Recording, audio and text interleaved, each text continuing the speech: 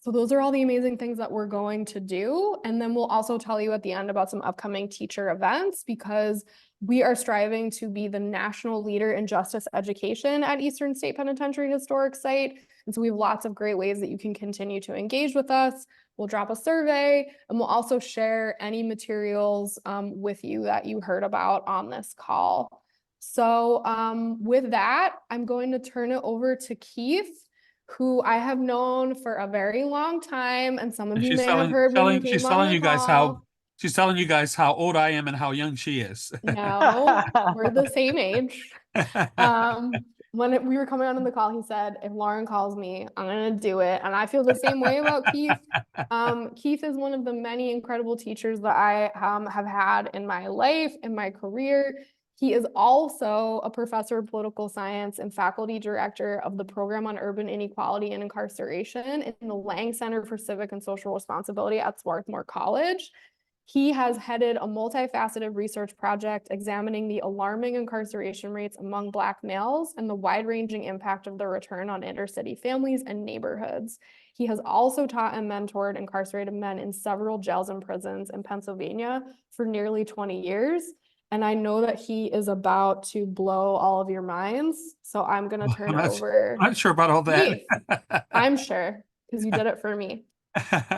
So nice to be with all of you. Thanks, Lauren, for that amazing introduction. I have been working in this space for about, I think I'm in my 21st year. The time has gone by incredibly fast, and I'm still learning. And there are lots of things I thought I knew that I don't know. There are lots of things I thought were settled that are unsettled. Because every cohort of students that I work with, incarcerated and not incarcerated, and I also do a lot of policy work and all, I'm always learning something new, and everything I thought I knew is being upended. I have been thrilled also to be on the board at Eastern State, and I did my 9 years of wonderful service there. They kicked me off the board for a year, and they just invited me back, and I'm thrilled. It's the space I'm really passionate about. Also, by way of introduction and by way of credit, even though I worked primarily with men for the last 20 years or so, I started working with women last year, which has been incredible.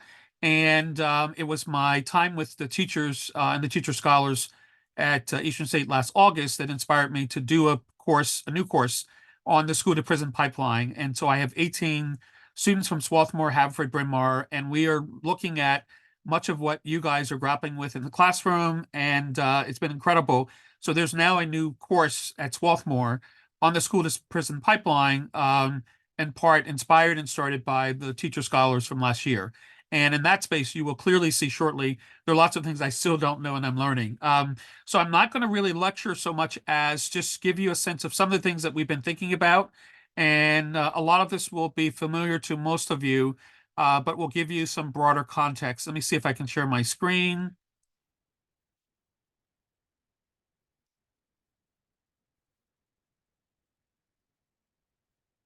And you guys see what I see? And let's do that. We see like your computer background right now. Okay. So I'm trying to open up my PowerPoint. There we go.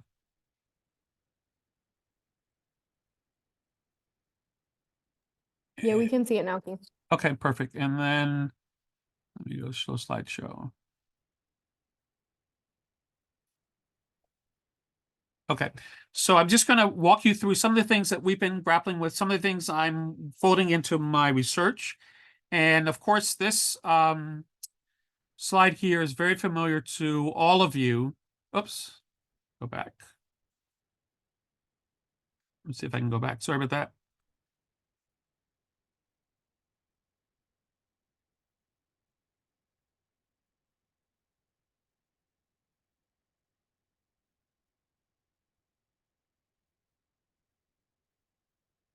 Okay, I promise not to press any buttons. So this is a slide or some variant that's been incredibly familiar to most of you. And this slide defines the school to prison pipeline, which is a common metaphor used to describe the ways in which students, a lot of our students that we work with, are pushed out of the education system and into both juvenile and adult criminal justice systems through policies, practices in schools, within schools that involve law enforcement. I just by way of language and by way of my own pedagogical learning from students and from the teacher scholars and all, I tend not to use the term criminal justice system because I don't believe that there's justice in any of the spaces that a lot of our young people, returning citizens, our neighbors and friends, family members are in. So I prefer to use the term criminal legal system, which I think is a more accurate representation. And part of what we've been grappling with over the last couple of years or so in my work is trying to figure out the connection between school exclusion, which includes suspensions, expulsions, disciplinary transfers, lots of zero tolerance policies that particularly came online in the late 80s, early 90s, 2000s, and then the consequences, which we know disproportionately fall on minority and low income populations, particularly for students, and they're more likely to experience criminalization of school discipline, even as early as elementary school. And then the problematic piece is in lots of our schools, there are all kinds of criminal legal tools like metal detectors, surveillance equipment, SROs, that mirror, a lot of our students say that they mirror a prison setting. And then just a few stats here, and that is that we know that students who have been suspended or expelled are twice as likely to drop out of students than those who have not. Once a kid has dropped out of school, unfortunately, statistically, I'm more likely to see them when I work with the men and now increasingly with the women in adult jails and prisons. We also know that Black students are suspended or expelled 3 times more frequently than their white peers. And we know that students who are disciplined in middle or high school, 23% are involved in the juvenile criminal legal system in some form or another. And then part of what my students and I have been working with specifically this semester is trying to figure out some strategies, some new policies, procedures, and practices of how you disrupt that pipeline. My sense, and I'll give you some ideas of what we've been working on that gives us a sense of what we can do to disrupt that pipeline. This is a chart that all of you I know will be familiar with. You've seen it in one form or another, and that is the funding that goes into incarcerating our fellow citizens, our neighbors, and so on, versus how we educate them. And this is a very familiar chart. The Department of Corrections at the federal level spends about $75 billion per year to incarcerate someone, compared to $65 billion worth of spending on the college funding side. We spend something on the order of about $100,000 per year per prisoner. This is on average compared to $10,000 a year per student. I think these stats are coming also from California. Over 20 new prisons were built in California since 1980, versus one university that was built in California since 1980. We have data that suggests in 1970 in PA, there were something like 7 state prisons. There now are something on the order of about 24, 25 state prisons. That does not include in Pennsylvania, it does not include our juvenile facilities. It doesn't include our halfway houses. It doesn't include our detention centers for migrants. It doesn't include our jails, which are separate. It also doesn't include the Philadelphia prison system, which is very different than the Pennsylvania Department of Corrections. And it doesn't include all of the folks who are on probation and or parole. But we're spending an enormous amount of money incarcerating folks. This is a stat that you will have seen at Eastern State that we're 5% of the world's population. That is the US, 5% of the world's population, but we are 25%. We have 25% of the world's prisoners.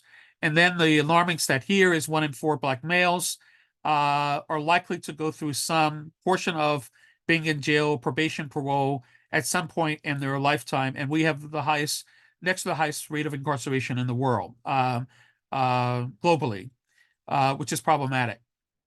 And then this is really the piece that gets to the backstory of why we see much of what we've been grappling with. And I just want to go through these very quickly and just open it up mostly for questions. But we know that the school to prison pipeline is tied to the redlining of Black neighborhoods. There's extraordinary data that we have of those home mortgage maps from the 1920s and 30s, where government policymakers, map makers were going through communities all across the country, and they were specifically redlining, putting red lines around those community spaces where minorities, poor folks tended to live. There's a direct, almost not quite one-for-one correlation, but a real high correlation between those redlining of neighborhoods and what we see in terms of the contemporary, what we call the school to prison pipeline. Those redlining of neighborhoods also produce extraordinarily high rates of racial residential segregation. That surprisingly, for all the civil rights gains that we've made, surprisingly, the country and most of our neighborhoods, Philadelphia included, are as segregated today as they were in the 1930s and 1950s, the 1970s. The other piece that is incredibly important that bears on all of our work, pardon me, I'm battling allergies here, is the underdevelopment and the disinvestment of so many of our communities. We also are looking at the role of spatial policies and forced displacement, that is particularly the widening of highways and the displacement of entire African American, Latino poor neighborhoods to make way for suburbanization. And then we have this piece around social isolation and idleness.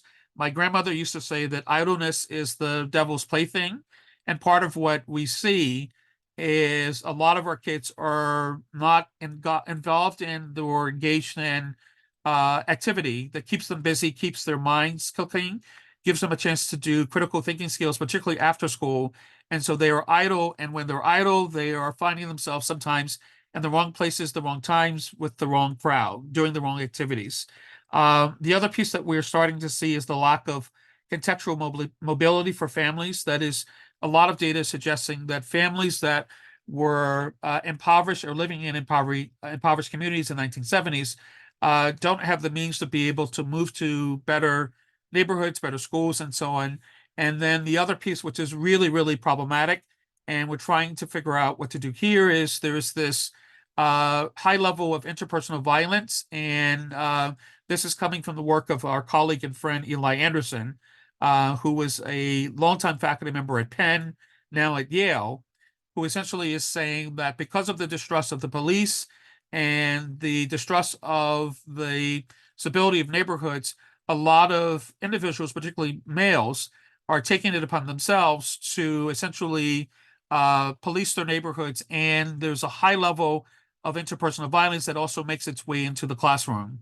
And then, of course, all the zero tolerance policies, the worst of which is to suspend kids with an out of school suspension. Again, that puts them on the streets and puts them in spaces and contexts and with folks who are pulling them in to do things that they otherwise perhaps would not do. And then we are seeing increasingly, this is clear from a lot of the data, the outsourcing of discipline to SROs, and they are police officers who are inside school settings. And we have a lot of anecdotal data from kids telling us that, and oftentimes schools feel like jails or prisons. And then this is just a map real quickly of how we got here. This shows a redlining map from Philadelphia, and what you see from the 1930s up to the current time period is an overlapping of racial redlining neighborhoods in neighborhoods and communities where our kids are in a context where they're more likely to find themselves on the other side of some entanglement with law enforcement. Here's one last piece of data where Philadelphia is the highest poverty rate among 10 of the largest cities in the US. San Jose, California is at number 10 at 8.3%, and 24% of folks in Philadelphia are living in poverty. And we know that poverty is also responsible for some of the displacement and the disinvestment in lots of communities.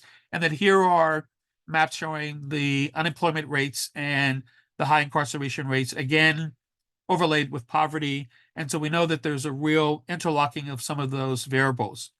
Lastly, we know that there are 10 million children in the US who have experienced some level of parental incarceration. That is, they have at least one parent who is in jail or prison. And in Philadelphia, that ends up being about 81,000 kids. who have a parent in state prison. This is 3% of all the children in the Commonwealth.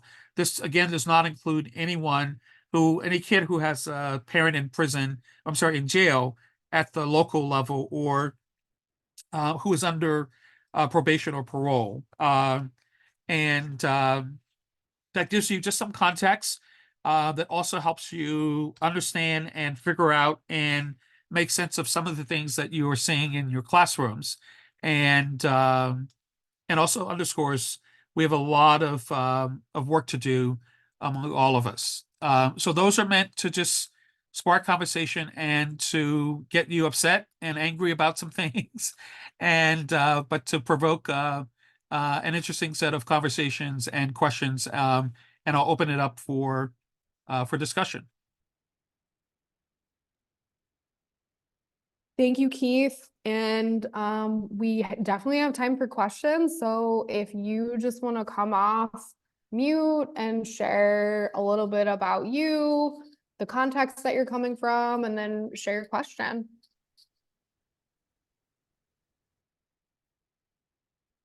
And please feel free to disagree with anything I've said. My students disagree with me all the time.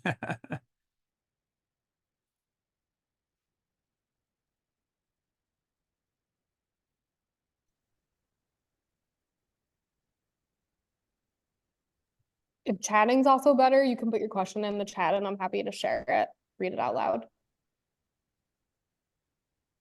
This is kind of just, it touches on this, and it touches on the presentation that I sat in last week with the AERP, the Philadelphia School District, and the people from across the state or across the country that came to Philadelphia to speak about these issues.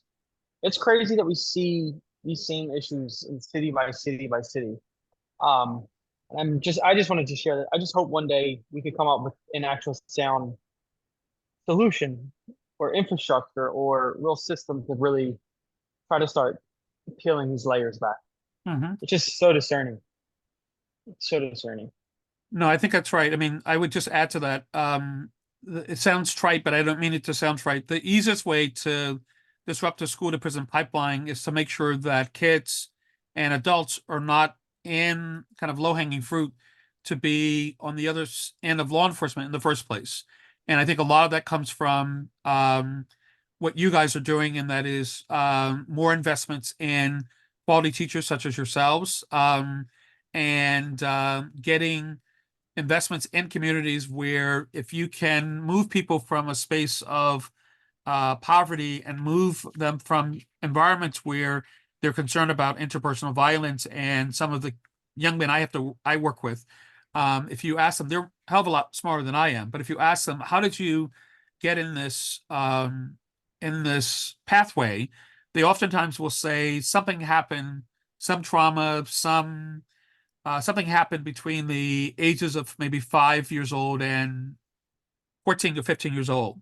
So they were living with someone, mom, dad, who was sent to prison or was on drugs, or living with a grandmother, and she died, and then they were shuffled around from relative to relative, and they don't have a sense or feel a sense of community. And many of the men I work with now, increasingly the women, which is also equally disturbing to Ryan's point, they will point to and say that there's something lacking in the community, where the alternative, the more hopeful alternative for them, was to be on the streets because they didn't see the value of school and of schooling, and they had teachers who really didn't demand much of them, and or who treated them differently than some of their other classmates. So to Ryan's point, we have to figure out how to bring empathy and resources and investments into these community spaces. And kids will be what they see, adults will be what they see, and we've got to do a better job of wrapping our hands and our resources around them so that they can focus in on school and be productive citizens that we know that they can be. So Allison has a question. Yep. Feel free to come off mute. Thanks, friends. My name's Allie Goodner. Hi, Dr. Reeves. It's nice to meet you, and thank you. Please call me Keith. Keith, it's nice to meet you. I'm a teacher and I'm actually doing an independent study with a student specifically on the school to prison pipeline. And we recently just been doing a lot of research. And so we were looking at the federal policy and ESEA reauthorization school to prison pipeline. Yep. It was produced in 2011. Yep. And, you know, she just for her to understand the No Child Left Behind and the implications of that policy, and even though like policy to implementation and what happened there. And then fast forward, she was reading the article in 2023 about how Philadelphia disrupted the school to prison pipeline, this article, which I'm Yep. sure you're aware of. Yep. And so, you know, it presents a lot of like positive research in terms of Right. the outcomes. I think her biggest question, and she was going to join us today, and then just Mhm. had complications with SEPTA and transportation getting home. So she wanted to know, like, okay, well, so given the new policy outlined there, you know, you couldn't do first-time arrests, right? And Right. so Right. kept the restorative, like, and it was talking language Sure. like restorative justice and things like that were great. Mhm. But since it's not having kids land in the, you know, criminal legal system right off from school, but Mhm. then the long-term implications, they didn't see an impact on graduation rate, right? Right. So her question Right. was, well, so they're not landing in a juvenile system, but Right. is it really addressing the poverty issue, right? Like, are Right. they actually? Right. So she just was like, what is the actual impact, and maybe for Right. redirecting Right. students? And so if you could just share a little bit more, you have much more Sure. context of that, of those Yeah. questions. Yeah, specifically. no, it's a great question and great resource. Our students and I took the students through that reauthorization as well as the original authorization that put in place all of those zero tolerance policies in the first place. And to Philadelphia's credit, I think the newly appointed police commissioner was the one who was responsible for putting in place that diversion program. Very successful. My criticism is that it was more to your student's point, really, really smart. I think I need her as a research assistant. But it really was dealing more with school discipline, school policy, and yet there are a whole range of other outcomes that we want to pay attention to. So graduation rates, the connection of being involved in school activities. We have a lot of kids we work with who are incredibly smart, but they don't want to be recognized as smart in school because they're afraid of being bullied. They don't want to be singled out for academic awards or perfect attendance. And we've got to do something about inside school cultures, which is a much more challenging piece to grapple with. We have to do something about changing school culture where all of our kids feel safe, all of our kids feel like they're scholars and feel like they can achieve academically, and importantly, giving them the piece that you guys give your students, and that is the importance of critical thinking. But that means that we have to stop teaching toward the tests, and we have to give students and parents and teachers much more room and space to be innovative in the classroom and to meet the students where they are. And that's a much more challenging piece to deal with. But your student is absolutely right. There are a whole range of other outcomes that we also need to pay attention to. And so I would want to see that data extended into some other outcome measures to see if it's really impacting the pieces that students are really concerned about. So, but I like the restorative justice framework. What I don't also see in that report is a way of making sure that our students are involved in that restorative justice work itself, so that students take ownership of those processes and of those policies, and the students will police themselves, and they will call another student out to say that he or she or they haven't really led up and adhere to the school code. But we need all of them involved in that process. So I have a question from Andrea and Allison. I did drop an article in the chat from Yes Magazine. Is that the one? Okay, cool. So you all can take a look at that. Yeah, And- that's not the one I have, but I just had someone tell me I needed to check that out. So Okay. that's- thank you. Okay, great. So Andrea wants to know, I'm a CJ professor, but I live in a community that's pretty diverse and progressive outside of Chicago. The high school has gotten rid of SROs. As a community member, what else should I be pushing for to disrupt the pipeline? It's a great question. Chicago's really, really tough place. I think we've got to figure out how to deal with the interpersonal violence. There are a lot of our kids who are afraid to come to school, and they're coming to school with knives, and they are oftentimes being labeled problematic when they would say, I'm just here to try to protect myself. And I want to get home safely. But we also have to find ways of giving resources to those parents and to those communities, and strengthening the relationships and the collaborations between parents and teachers and school board members.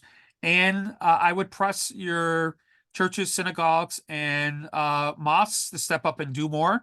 There's an enormous, enormous role for them to play. And they have incredible resources, incredible talent. And a lot of them want to do outward-facing ministries, tutoring, working with women, working with incarcerated populations. And so they can be pressed to do more. You'd be surprised at inviting them and/or cajoling them and pushing them and nudging them to come into the space, what wonderful partners they will turn out to be. Thank you. Are there any, we have time for one more question.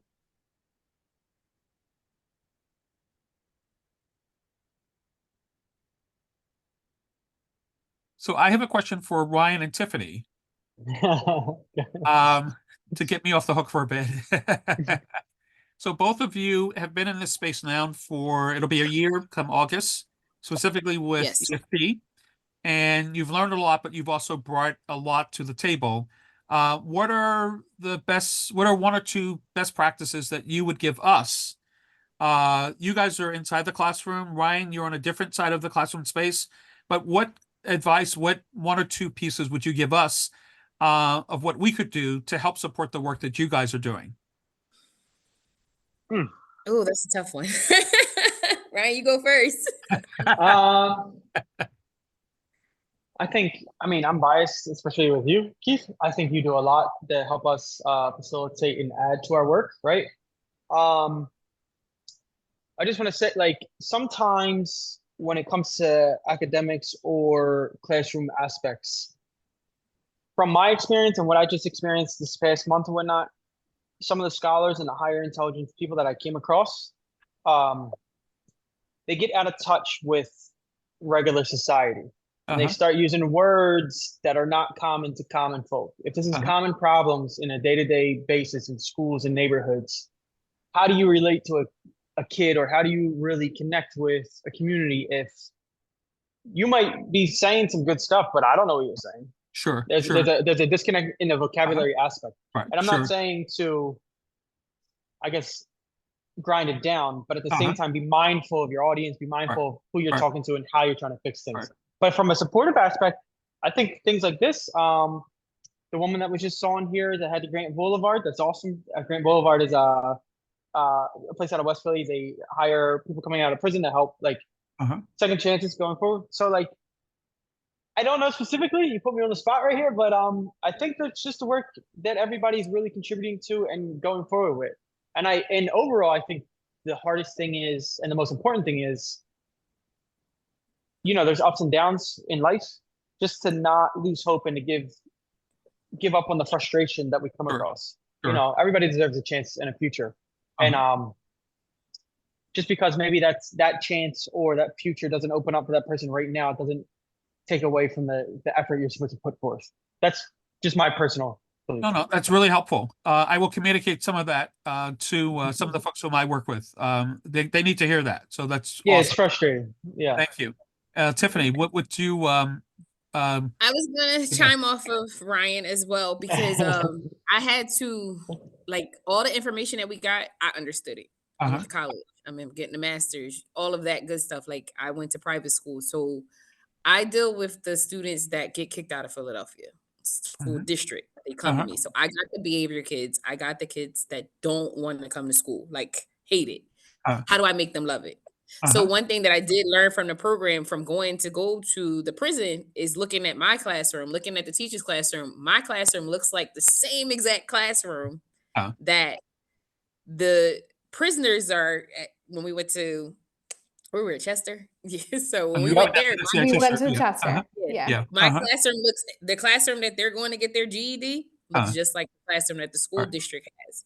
So I was going to take y'all on a tour. I implemented after the program. My classroom now looks like home. Any kid that I get in my school, Right. they're like, Miss Tiff, this looks like a living room. I Right. need you to want to come here. I Right. need you to want to sit down and read. So that's something like that. I think that you should show, because we could have took pictures to show the teachers that you have to make Right. the school in the atmosphere. I know the school Right. district funding and all that comes into play. I do put a lot of money out of my pocket.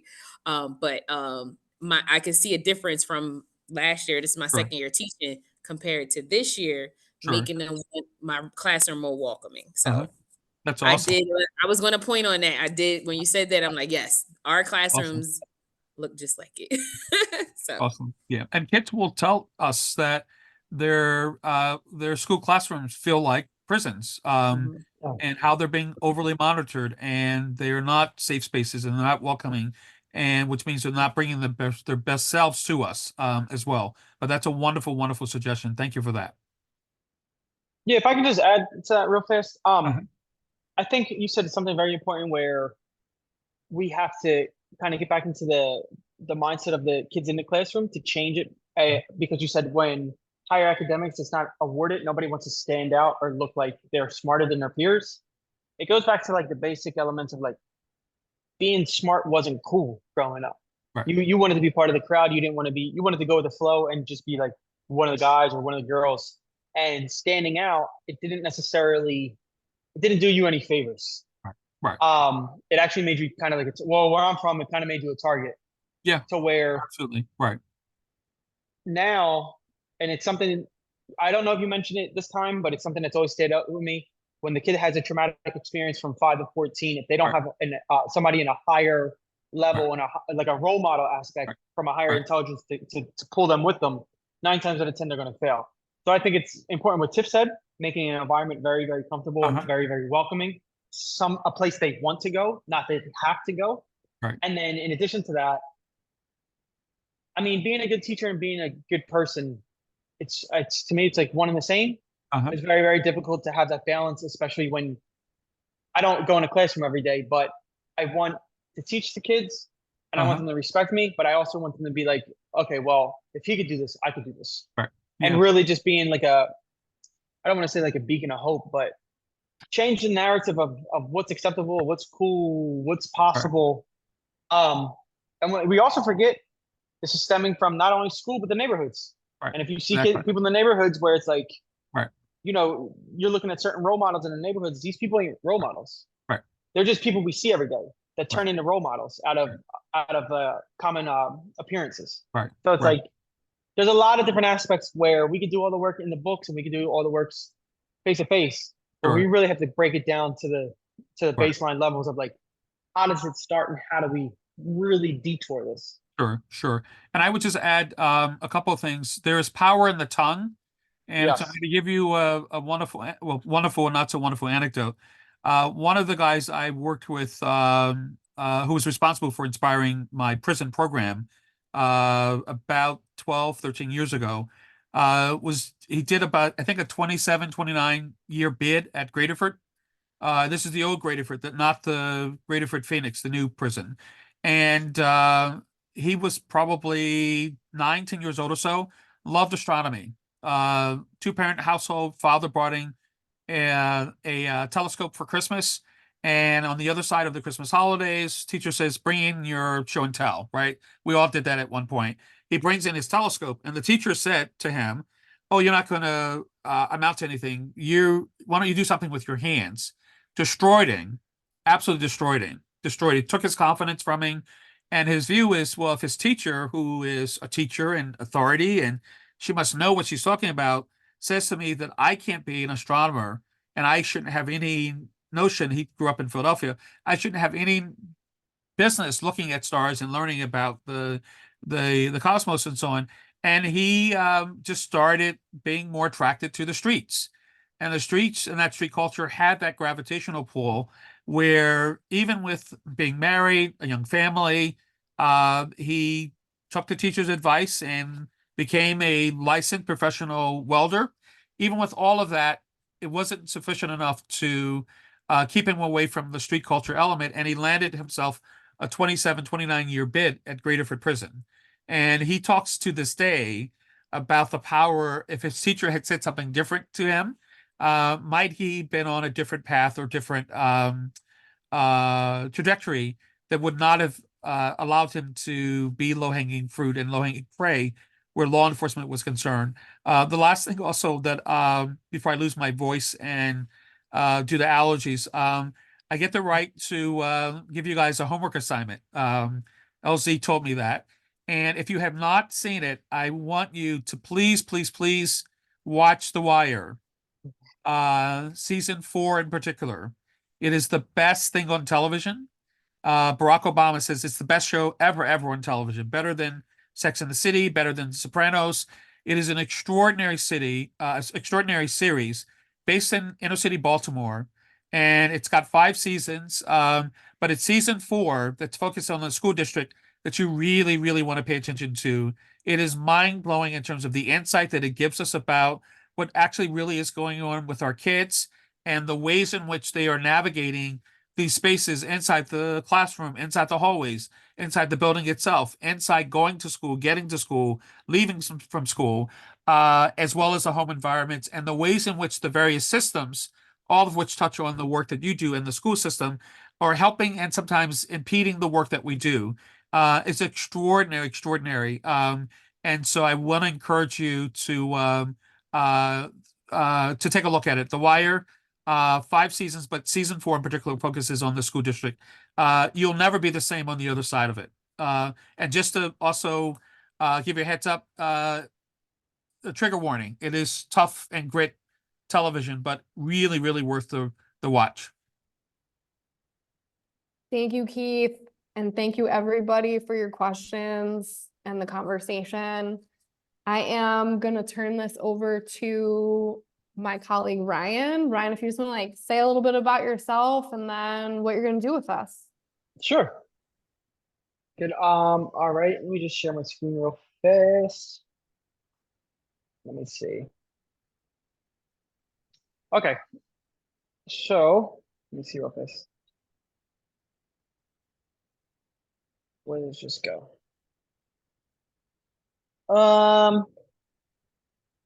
There we go. 1 second, guys. Bear with me. So my name is Ryan Serrano Hall. I work here at Eastern State. I never in my life thought I was going to work in a museum, but here I am today. I'm the education coordinator here. Basically, I am tasked with developing programs, giving presentations. I do some work in pretrial services, reentry services, talk with people going to prison, coming home from prison. I help assist. We just did our first reentry simulation in a high school with the Department of Justice and another, it's called PARS Recycling Works, which is a second chance employer in Philadelphia. They give people second chances coming home to work in recycling and restorative justice, right? It's gonna be hard to follow Keith's presentation because he's like top notch, right? I don't think so. From him. Nice try. I learned a lot from him, and I've learned a lot from even being able to have the opportunity to work with the teachers in this Teachback and last year through the Teachers Institute. Yeah, it's a lot of work that we're doing, and it's very, very important. So I seen Andrea saying that she teaches the Wire in the classroom and uses it in the juvenile delinquency class. I'm not sure what that is, but again, a lot like in regular life, a lot like in school life, or just like on a day-to-day basis. We never know what people are going through or what they're dealing with. We only see them for the moment and how they show up. So I always try to approach things on a clean slate. It's very important to like keep in mind and remember our trials and tribulations growing up as children, and everybody's different, obviously. However, if we're really trying to build the future of the world, I never even hear it anymore, but you always used to hear, the kids, the youth are the future. Well, the kids out of this city, in Philadelphia in particular, Chicago is another one, they need the most help because they're the most under-resourced, underserved. And I mean, in Chicago, you have nothing but breakout in neighborhoods with gangs. In Philadelphia, we have blocks. It's a little bit different, but it's all relatively the same. So I just want to say, for everybody here that's doing the work, thank you. Keep doing it. If there's any assistance I could be, if Eastern State could be, you're more than welcome to it. And thank you for being here today. So what we have in front of us here I'm sure everybody has maybe seen this before. It's just a picture of Lady Justice. One of the programs we run, it's called Defining Justice. So this is more tasked with creating a dialogue or a conversation of what is justice. It's really a breakdown of defining what justice is. So we can do this as far as if you guys want to participate. Let me see what we're looking at time. Okay, we have a little bit of time. And I want to give Tiff as much time as she needs for the presentation because I read over her stuff and it's very, very awesome. So in this photo, this would be presented to a group of kids, a class, or really the presentation of your liking. This is one photo or one version of what Lady Justice would look like. We put this on display because one, the first time I seen it was in recent years, and two, it's a really interesting question to really think about, like, what is justice? Is it punishment? Is it rehabilitation? Is it reform? Is it justifiable? If you want, if this is the first time you're seeing this, or this is the first time you've seen this activity or something like this, I would ask the group, there's about, what, 14 people in here right now? When you see this image, what's the first thing you notice? Or what would be really your observation of what justice should be?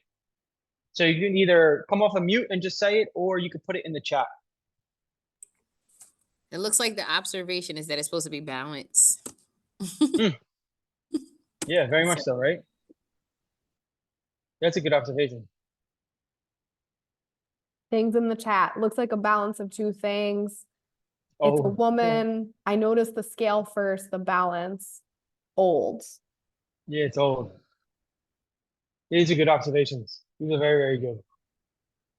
I just want to touch on the thing of balance, right? And this might be a little bit off topic. The scales look unbalanced. Okay.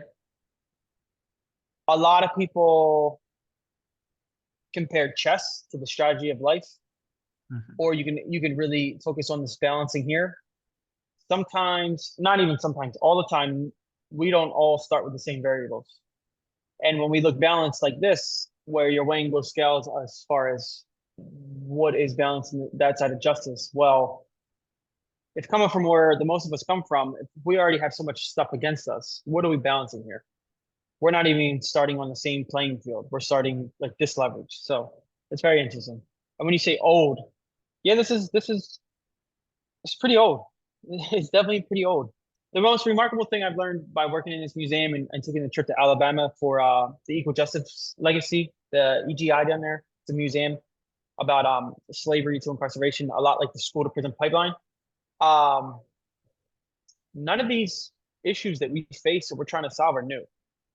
They all are really, really deep rooted in the history of America and the history of our neighborhoods and society. So it's concerning that in the year 2024, we still have to protect each other from really what we're up against.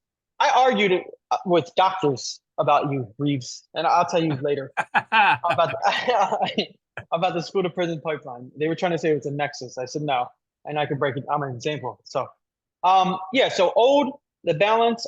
Sometimes people would like to pick out the eyes. The eyes are kind of like glossed over, and then we see a sword that's in the right. So I always beg the question of, well, who determined that somebody's able to cast judgment or cast, like, who determines that the moral ground is at a higher ground that you're able or you're qualified to cast judgment on somebody else? It's assuming that they know what you know, and that's not necessarily the case. But to wrap this up, right? Oh, Allison, okay, here you go. It's the yep. Yeah, just an interesting student reflection. So I'm Quaker, and which is interesting because Eastern State was actually designed by Quakers, which is always a fun fact. That didn't work, their model, we know. Yep. But the sword, I've had some young people, and talking about how the sword often is like, my understanding of what they've shared and what we've explored is that it is the ability, it's like symbolism of power, so that, like, whatever is deemed justice or injustice to kind of rule down. And so, and students that have been also studying like the criminal legal system, sort of like the idea that it is violent, right? And that, that it was originally designed that way and has continued to do that, so that there is actually real integrity to this, right? Like, but it's also, they're like, And that tells the truth, right? Like that the system was designed for certain people to have power and others to not, which I just think is interesting, like in terms of the sword. So that was from some students that were reflecting on sort of the intersection of violence and the criminal legal system, but not from like acts being committed, but from the way that the legal system is carried out. Absolutely. And I mean, essentially that's the goal of that observation and that sharing. That's what this activity does. Thank you for sharing that, Andrea. And Fletcher, you can go ahead. I've also used this in some of my classes, and I'm a middle school teacher in Baltimore, so props to the wire. And I've used this, and we as we talk about justice, and most of and again, I'm teaching basically 7th and 8th graders. The sword is the thing that they see first, and looking again at sort of the sword behind what is supposed to be the balance, right? And so they make that sort of metaphor of who really is the power. Is it really justice and justice for all? Or if you don't do it, it's like the sword's going to come after you. And that's what my middle school students see. Yeah, it's good. It's very, very good. Yeah, it's a very, thank you for sharing that. It's a very profound photo, or even like a stance that they take. Because it again, you're going with a sword, and 9 times out of 10, the children, like, that's the first focus, and it's pretty stands out against the backdrop of everything. But if we're talking about justice and casting judgment, I think that's a problem we still see today. We're always casting judgment. Well, where's the solution? Where's the support? Where's the reform or rehabilitation that we're led to believe that the legal justice system is really implemented for? But I'm glad that everybody, well, more or less, this is an activity that's common amongst your students and you in the classroom. So this is a very, very good thing. And it's really just meant, I mean, to spark these conversations and to bring awareness and to really share perspective and then hear perspective. I'll ask this and then I'll wrap it up. What, if you could change, let me see if anything else. Yeah, props and Fletcher, right? If you could change the statute, what would justice, in your opinion, like right now, a quick, say 2 minutes, what would you add or take away to say, what would justice look like today? I would definitely take away the sword. Yeah, I'll piggyback off that, but hold on, I'm asking myself the question right now.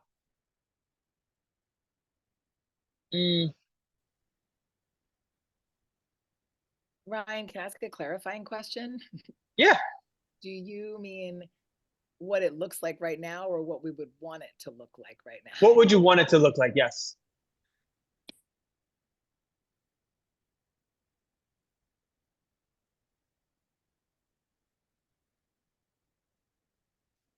Me personally, I wouldn't want it to be standing up so like profound.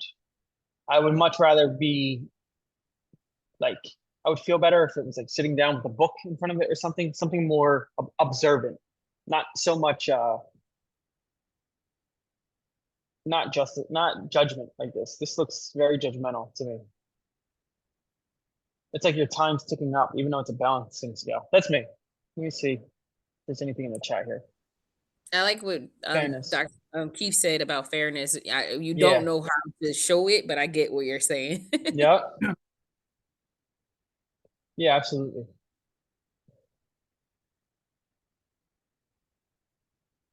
All right. Thank you, everybody, for that. Thank you, any Ryan. questions? Awesome.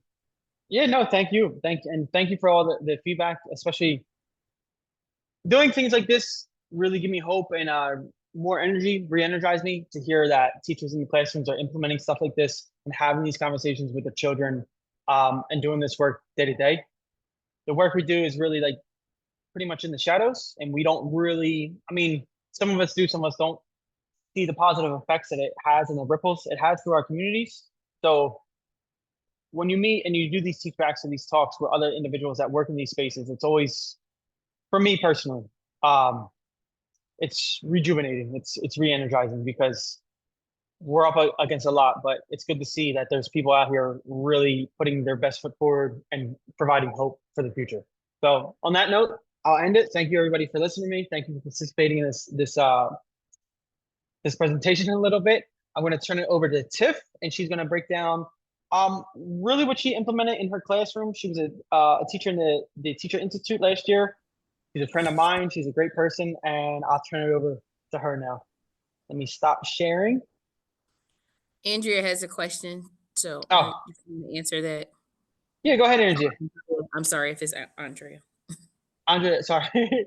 I'll jump in. So we're talking about what kinds of readings we could pair with this, specifically within undergraduate context. So I was suggesting maybe a reading about restorative justice, because it's the first time that I ever did this. This activity was in a restorative justice workshop in a prison, actually at SCI Phoenix, with restorative justice practitioners that are incarcerated there. So even like the little book of restorative justice, it's really pretty short. So that could be a good one to look at. But I made a note to think about like what readings we would add. And if the group just wants to jump in, if there's readings that you would recommend pairing with this for those of you who have done this in your classroom. So I just suggested, I was working with some teachers from Wilmington School District literally a few days ago. And they had to do a compare contrast kind of assignment for students. These are middle school students, I think, 6th, 7th, 8th grade. And I suggested, which is something I'd love to get your feedback on. I suggested, I think it could be paired with Lady Liberty, taking them through the Declaration of Independence as a core text, and then giving them Frederick Douglass's What to the Slave is the 4th of July, and having them think through the tension, and the words on paper are clear, right? All men are created equal, and so on and so on. And Frederick Douglass says, wait a minute, this is a problem. and the students have just extraordinary responses. And it's also something that will stay with them, but it also, much of what you guys do, it gets their creative thinking pieces flowing. And they will start asking other questions, more probing questions. But I just suggested that assignment just literally a few days ago. And I think that might pair quite well with Lady Liberty, Ryan. Yeah, I don't have, so I'm just thinking through this right now, if we sound a little bit, if I was to do this in a classroom setting, and I don't know how far or at what liberty you are to like expand upon this idea or this topic.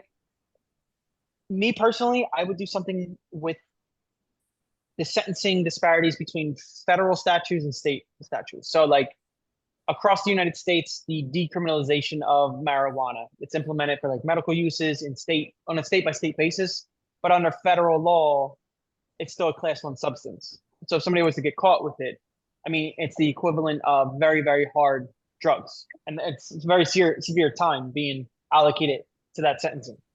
So when you talk about justice, what justice are we looking at there? On a more law-oriented aspect. But there's a lot of different ways you can go to this. I don't have any reading specifically just because I read a lot and I just pull where I see fit. But I don't know, hopefully that helps a little bit. Let's see. Yeah.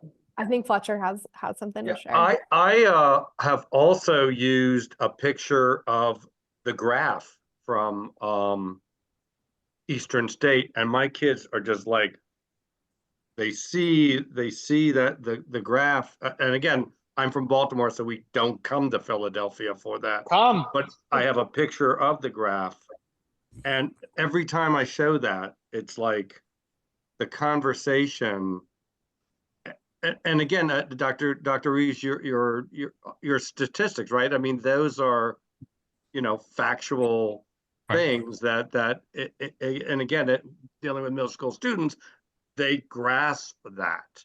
They don't always grasp the more abstract things, but they see the pictures, they see the graphs, they see the statistics. And if I could just make one more comment. One of your first statistics about the Philadelphia, the next 3 cities down were all from Texas. Right. Yeah. Worry about moving to Texas. Yeah, right, right. Yeah, no, I appreciate that. Just please call me Keith, but no, I think that's a great observation, Fletcher. And it's also a great way about that graph. It's a great way of introducing our students to stats and to math, right? And the wonderful thing also is, if I'm not mistaken, it shows you how old I am.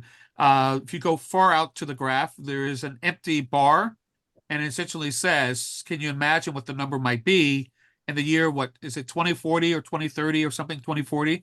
2030. Now it's 2030. 2030, yeah. Yeah, so that's a great additional exercise to take our students through. Thanks, everybody. And I did put in the chat, we do now do like live virtual tours. If you can't get here, Fletcher, Ryan will come to you from the big graph via live feed. So just send me an email. So we want to turn it over to Tiffany, who was part of our first ever Teacher Institute cohort. So tell us who you are, what you do, and tell us about the amazing work that you've done this year. Okay, I am Tiffany. I am a high school English teacher. I teach 9th through 12th grade English, all 4 levels. I work at Achieve Academy East, which is in Philadelphia. It is an alternative education school.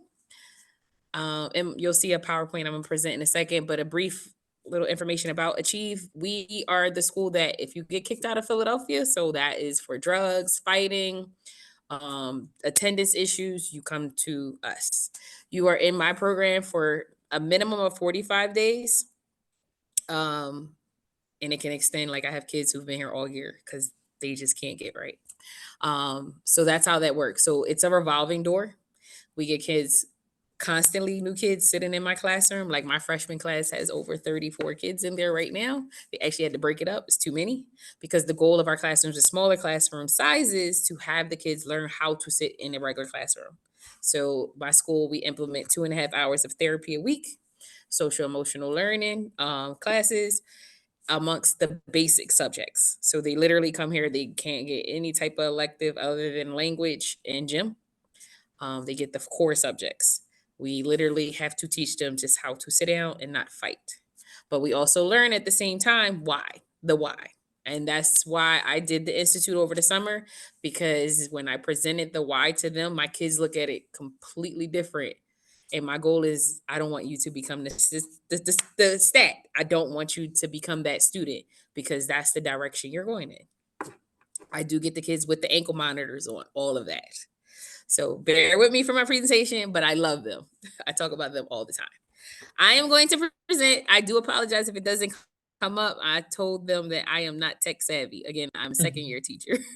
So from the beginning, let me present the Zoom. Hold on. Oh, wait. Sorry. It says share my screen. Yep.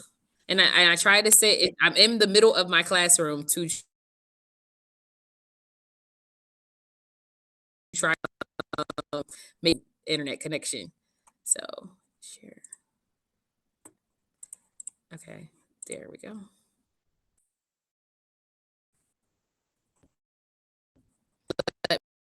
You guys can see it.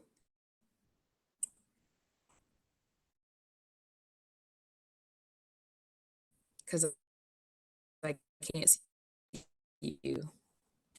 Can It's just loading, Tiff. Anybody? It's just loading. No.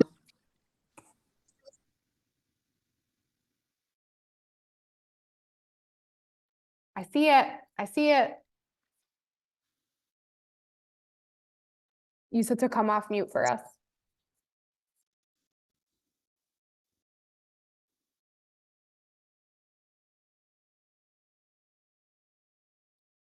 Tiff, you're just on mute.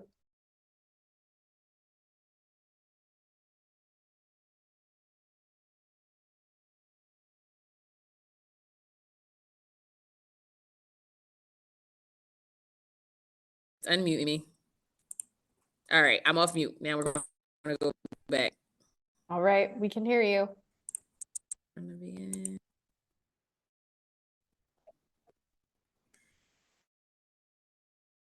Can you now?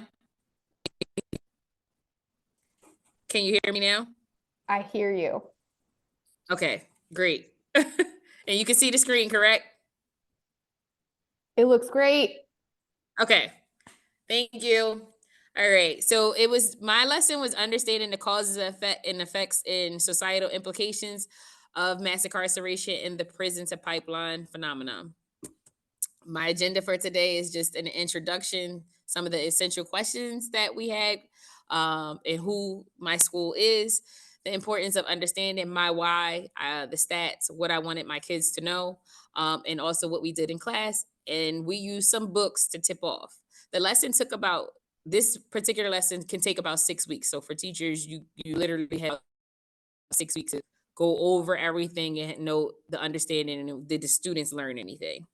As I stated, Achieve Academy East is a school that helps students who have a tough time in regular school. We focus on behavior and academics, and they get small classes and extra support. Our teachers are caring, staff work with students to help teach and skills. Our goal is to help our students overcome challenges and try to reach their full potential.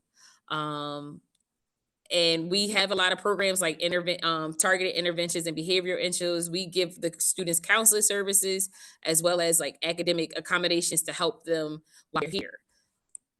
Here's a few of the essential questions that we had for my lesson. So I gave 5. So this is like week 1. Ooh, why did it go? Okay, I don't know why it's moving on its own.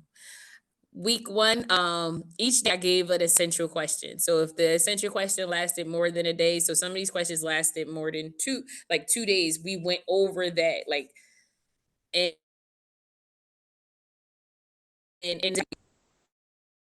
so the first economic factor that contribute to the high incarceration in certain groups. My students were shocked. I showed them like the stats that Keith showed. They were like, "What, Miss Tiff? The cost of keeping a prisoner in there?" It opened up conversations where my students were like, unbelievable, like they didn't know this was going on. When these are the same students that are coming from the youth study center, some of them are coming to us. So I'm like, this is the path that you're going in. I showed them the inside of a prison. I showed them exactly how Eastern State is the same replica of Greatest Fort if you look at it from a sky view. And they were like, it was just a lot of shocking things that our students just don't know. So that's why I really wanted the lesson and wanted to teach them, because of the type of students that I get from Philadelphia. That I don't want them to be a statistic, and I don't want them to continue on the path that they're currently on. So when I show them little clips, like we watch clips of Cue Ball, the movie, if y'all ever never heard of it, it's a really good movie. We watched that Eastern State. I showed my students clips of the movie. And that helped them look at the inside of a prison, and that is not a fun place to be. So, one more next. My why for the entire lesson is understanding the impact of mass incarceration is crucial because it affects individuals, families, and entire communities. Teaching my students to develop empathy and critical thinking skills and a sense of social responsibility, which I'll explain a little bit more when I say sense of social responsibility, like the responsibility they have as an individual to help out their community. And I had the opportunity to empower my students with knowledge, advocates for change. So they became the person. So we had like a whole play, because again, I'm an English teacher and we have fun in my class. So this was my learning objective. And what we did in class, students was able to demonstrate a 50% improvement in their ability to critically analyze the cause, effects, and societal implications of mass incarceration through class discussions, written reflections, as well as collaborative activities. The collaborative activities that we did were fun. I tried to keep it interactive. I made them politicians one day. I had them become activists one day and make signs. So it was a lot of interaction going on. But the first step was to introduce mass incarceration, just the definition of it and what does it look like. Also, just playing into the laws of Philadelphia. So, Keith, when you showed those maps, I had those same exact maps, areas that they're living in. And they're like, wait, I live right here. Oh, I walk and I catch the train right there. So that was also like, your area also determines, your area doesn't determine who you're going to be. You just have to learn what's going on. And be better. They all did a presentation. Each group was given a role, as I stated, and they had a job role. I made some of them become the prisoner. What does it feel like to be a prisoner? They had to research it. I know my students actually had their dad go on Zoom. He did time. When he was 3, so he's 18. He's graduating this year. He was 3 years old. 15 years his dad spent in prison. So in one of the videos that they played, it showed that the average child that has a parent incarcerated, at least one, that child can possibly go on that same path. So that was a shocker to him. And then putting his dad on there, just telling his dad, talking to my students, was an impact, because he was like, I lost 15 years with my son. My son is grown. I'm just happy to see him graduate. He's one of my seniors. We also had some book readings, and I gave them case studies and a self-reflection at the end of the lesson. So here's an example of an opening routine that I would give my students. So I would put up, using images below, create a claim of fact about these current issues and cite at least one supporting detail to back up your claim. So let them have an option, pick one of the pictures, and then they will write what they thought it meant. All of them had a different view of it, particularly like the one in the beginning with the men on the playground. They were saying like they lost their youth. So these were probably, one of my students said this group of individuals probably were incarcerated at a younger age, and now they're doing life. Because I was explaining to them how I met lifers at Chester County, and then what a prison cell looks like. Have they upgraded them? Does I know that they have the new prison for Phoenixville, but does it look like the so things like that. It was just open up discussions with my students. I also had some interactive elements each day. It would have like either a true or false, or a discussion question, or like a poll. And as you can see, if you can see it on the screen, like a quick quiz, true or false, mass incarceration only affects individuals who have violent crimes. So before my students would come into class, I would have true or false, and I would just say, pick a side. Like they don't even know what the question is. Some would go stand over at true, some would go stand over at false. And then when I pop the question on the board, they're like, oh no, Miss Tiff. And then it gets them arguing. I don't want to be over here. And then it's always a why. The case, I'll skip down to the 4th one. Case study analysis, like I would give them a government policy, and they would have to talk about its impact on the mass incarceration rates.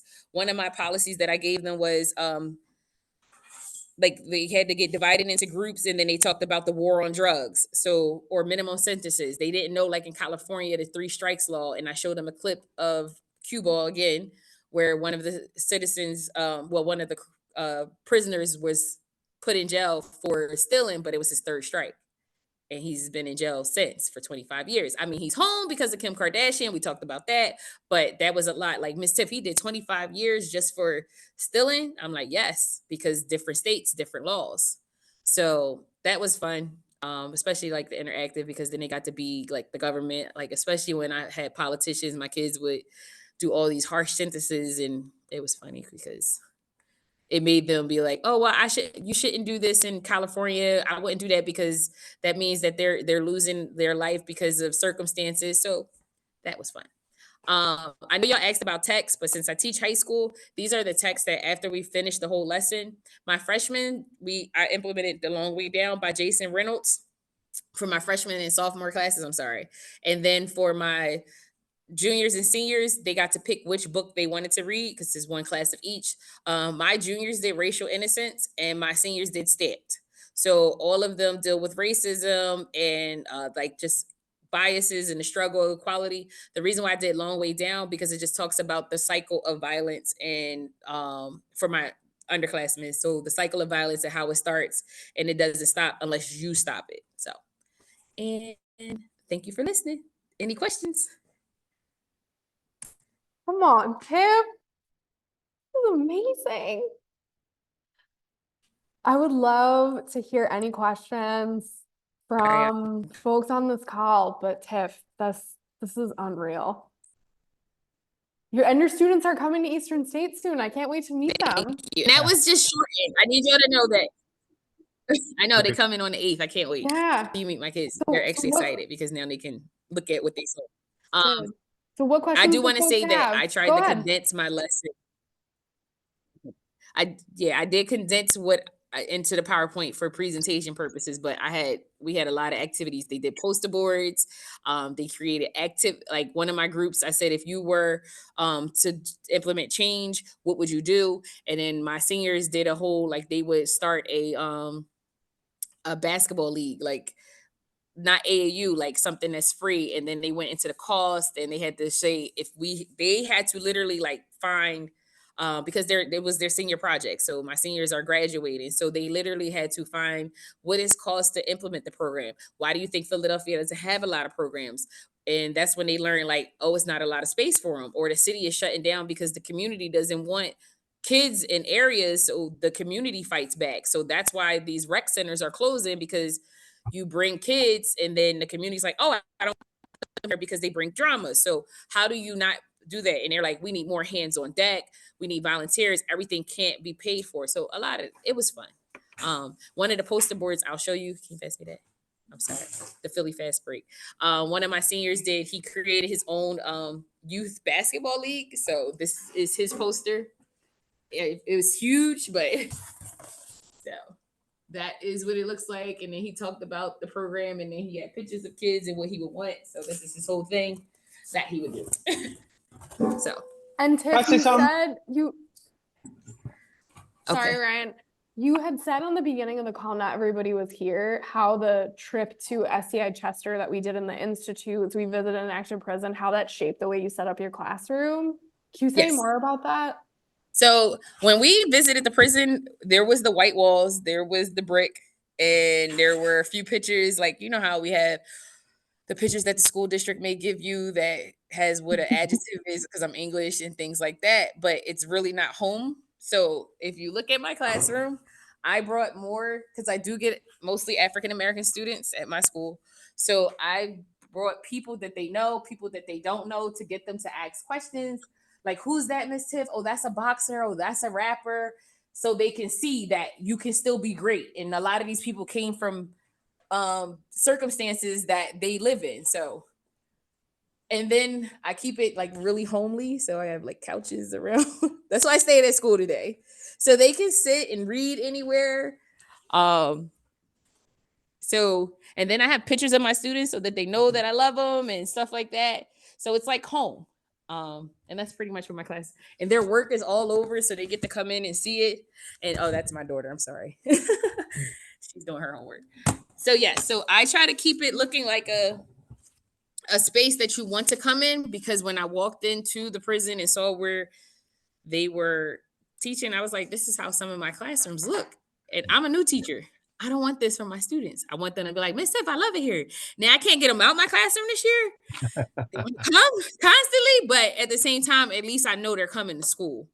And that's the goal, because we literally were having an attendance rate of 30%. We're at 60 this year. Wow, that's great. So all the teachers have kind of chimed in like, Tiff, I like your classroom. And I'm like, and a lot of stuff is donated. I go to thrift stores.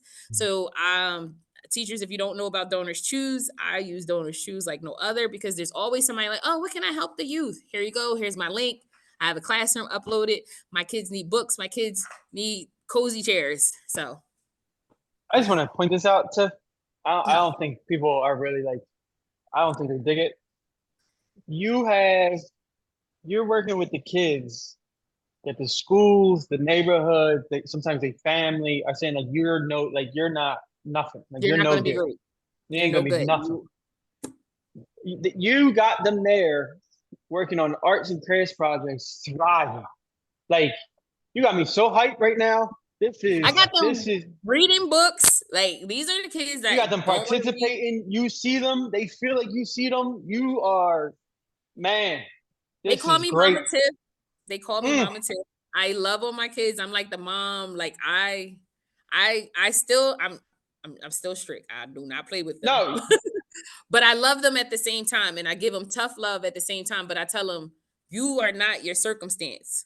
And you're also, and a lot of them, since like I said, they are coming from parents who are incarcerated. I get that 80% that Keith was talking about. I get those kids. So you're not your mom, you're not your father, you're not your aunt, you're not your uncle. They are raised by a grandparent, you know? Yeah. A lot of my kids, and then with the grandparents tired. Like, They Right. raise their kids. So Right. they're going home. They're like, oh, my grandma or grandpa had to go back to work when they're supposed to be retired, or my mom, like parents, they're working 2 or 3 jobs to raise, so they're going home, latchkey kids. So how can I make them know that you don't have to be a product of your environment? And When you're doing it. yeah. I put up a picture of my brother for opening routine and me. My brother has a mugshot in prison. We were raised by the same person. Uh, I just went to Milton Hershey School. So I was taken out of my environment. So uh, when I put that picture up, I say, what do you see? When I tell them that's my sibling, they're like, no way, Miss Tiff. I'm like, yes way. We were raised by the same person, but I didn't allow my environment to affect me. My brother did. I mean, he's better now. uh, But at the same time, you don't have to be that person that you think because of our parents, where our parents went. So they really like, I can relate to them and they understand that. And this is why I did it. That I changed careers. I was an operations manager for 18 years. I became a teacher 2 years ago, and I love it. And I know teacher burnout is real. I went to the institution and I'm all happy and smiling. And they're like, what? But I'm trying to implement change. The public school system is doing our students wrong. mhm. I truly So believe it. one thing, and the floor is everybody else. The change that you're implementing, and I don't want this to be overlooked.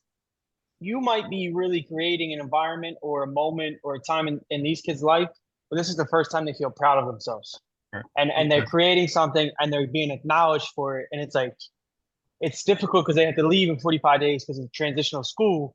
Right. But just to be seen and be felt proud from like your teacher and they make you feel proud, it changes things. And I'm saying this from firsthand experience. Like I almost didn't make it through school. I did all my last year at senior school in one classroom because the rest of the teachers were done with me. So like to be seen by one person, Mhm. it changes things to know that somebody sees you and not for where you're coming from, but what you're capable of. Right. So very props to you, sir. That's Yeah, amazing. Thank you. This is awesome. I've got a question for you before the others get in. Do you see a difference between your female students and your male students? No, my males are better than the females. I guess to Talk say. talk to us It's why. Talk. Is it it, that tell us why you think why so that? the females, and I've learned even just talking to moms and dads, have so much more pressure on them Right. Sure. than the Sure. males. The males are like baby, Right. Right. and then my females come in here like rough, and I'm a mom, so I have taken with my daughter as well. Was I too tough on her? Because to hear the conversations come back to my daughter, like from my kids, I'm like, well, I make my daughter do chores, and they're like, my brother doesn't have to do it. My mom yells at me about the dishes and things like that. And then they're like, things like that. So my females come in here with a hard shell of toughness, Sure. where my males are like, Miss Tiff, can you do this for me? Can you do this? Can I have this? And my girls are like doing it for themselves. So it's like they have to grow up fast. But I'm seeing that it's in how they're raised. Uh, So that is what I do see, that I have to break that shell down to tell uh-huh. them that it's okay to be soft. I'm learning that females, because they're coming from single mothers, that they're at 14, like trying to be adults. And I'm like, no. Sure. No. Sure. And Tiff, how I'm much do you think it's also to Ryan's point, the neighborhood too, that's contributing to that toughness? a lot, because a lot like, I have the kids that are coming from Kensington, from the schools that they're dumped into for the neighborhood of Frankfurt and things like that. So they're walking to school in the morning with drugs, and they got to get on a train, and then they were going home and scared to get robbed, and Sure. Sure. they got that tough shell. So the goal is, when you come here, this school is supposed to be like before the youth study center in Philadelphia. So it's supposed to be like a mini prison. We changed Right. that. Sure. My new principal changed that whole, like when they come in, they're like, oh, Miss Tiff, I didn't think it was going to look like this. I thought this was going to be like a prison. No, we try to make them not want to be in that atmosphere. So we get them the light coming. That's great. That's awesome. Thank you. So Anybody else? let's open the floor up. Yeah, other questions. I think Andrea's making a recommendation for a book called Invisible Child. That's in the chat. I don't know if you've read that, Tiff. computer freezing. I'm sorry, my computer. I didn't. Computer froze. What did you say? Have you read the book Invisible it's in it. Child? Andrea I Chow did put not that read in the the book. chat. I did not read the book Invisible Child. Did you? Yeah, I didn't read that book, but I guess I should. Okay. Other questions, comments, reactions?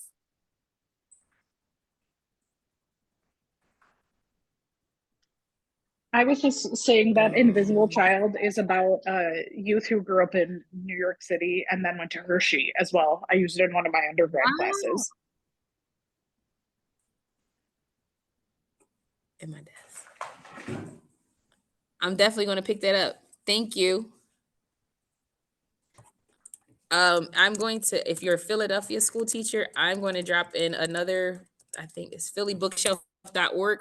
I order a lot of books through them because there are books the school district just doesn't provide. So check that out. They will, as long as they have funding, all of these books that I've received were provided by them, and I get 10 books each. Great. Yeah. And so I'm going to get that one, Invisible Child. So Tiffany, one other question. This may be on everyone's mind. So for the students who are with you the longest, the ones who are there for more than the mandated 45 days or so, but who are there for several months or up to a year, what's the hardest part when they have to leave the space, the wonderful warm space that you've created? So what I've heard, because my students still email me, is that when they go to a different school, it's like they don't get that same teacher environment. So I would say like they feel like the teachers don't care. So I tell them they can communicate with me so that they don't lash out. Maybe they need to just talk to their teacher more, or maybe just like a lot of the students, they don't speak up to their teachers. They feel like adults can't take students voicing their opinions. So I always tell them it's not what you say, it's how you say it. So how are you talking to your teacher? And then I also tell them if you can't talk to them in person, send them an email. Just like you send to me. And you can say, hey, if it's you, Keith, hey, Mr. Keith, so today's lesson, you went kind of fast. I didn't understand anything. Is there anything I can do from home? Like I try to teach them how to talk because the teachers have 20, 30 students. They don't know exactly what you need. So sometimes you just have to be the voice for yourself, especially if your parent can't. Sure. I also explained to them that your parent may not know either because some of their parents are young. They had the same school system. We went to the same school as you. I lucked up. My grandmother sent me to Milton Hershey. So I got a great education. Your parents may have gotten the same education and don't understand how to talk to the teachers either. Sure. And then lastly, what's the toll on you? What's the toll on you? What you mean? Like to see these wonderful kids who you've taken, you've really nurtured them, you've given them critical thinking skills, empathy, you've given them a sense of social responsibility, you help them navigate the tough spaces that they're in, both environment and at home, but it has to take a toll on you emotionally to see them leave you. It does.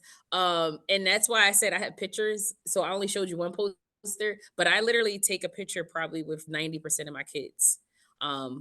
Because I love them like they're my kids. So it does get sad, but at the same time, some of them will invite me. Like last year, my first seniors graduated.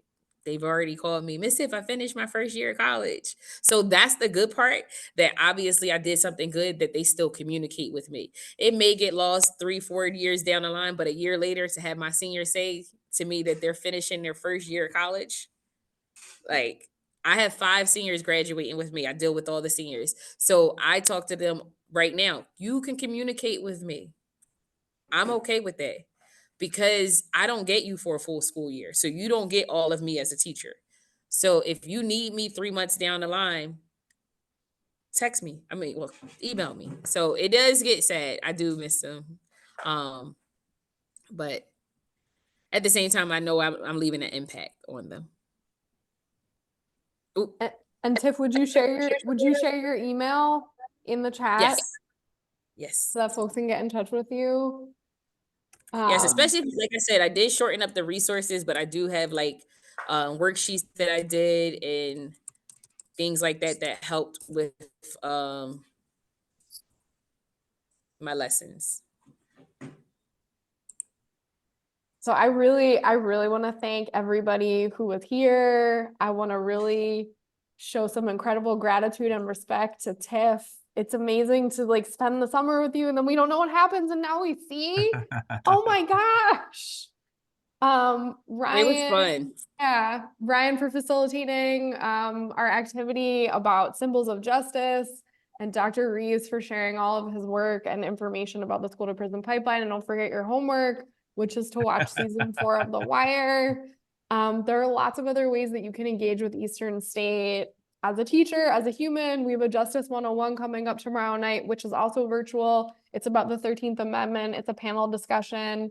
And then we will do another one of these teachbacks on May 7th. We have a scholar coming through to speak about prison labor, and we'll have another one of our incredible teachers. And then we will do another Teacher Institute again in the summer in August. So you will be on our mailing list now, and we would love to stay in touch. You know how to get in touch with me, Tiff, Ryan. Are there any final questions before we hop off? It's just 6 o'clock. We'll get an Did you email guys from say us that you will tomorrow. be- Oh, go ahead.